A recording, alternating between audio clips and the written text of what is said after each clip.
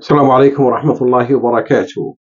فيما يتعلق بإقالة والي ولاية كسلا بشرق السودان، تقول العرب: قطعت جهيزة قول كل خطيب. ويقول أهل السودان: سمح القول في خشيم سيدو. لنستمع إلى السبب الرئيسي الذي بموجبه أقيل والي ولاية كسلا من منصبه. القضية الأولى هي قضية المرتبات.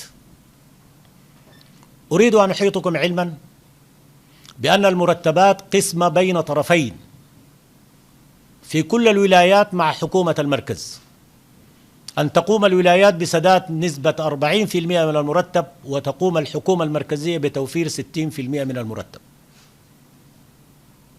طيب، نحن وفرنا 40% وطالبنا 60% وتابعناها إلى أن وصلت إلى بنك السودان،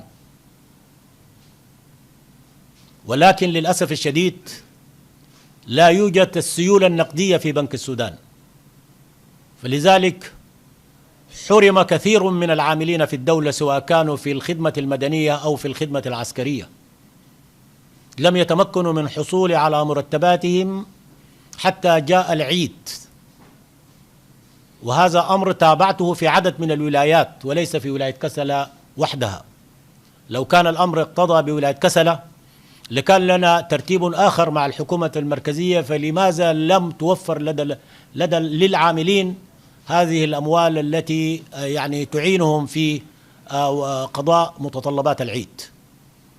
ولكن علمت أن هذه هي حالة البلاد وهذا هو حالنا، وأنا واحد من أولئك الناس لم أصرف مرتبي قبل العيد ولحد الآن، وكلنا عاملون في الدولة، سواء كنا مدنيين في قطاعاتنا المختلفة أو كنا عسكريين في مجالاتنا المختلفة.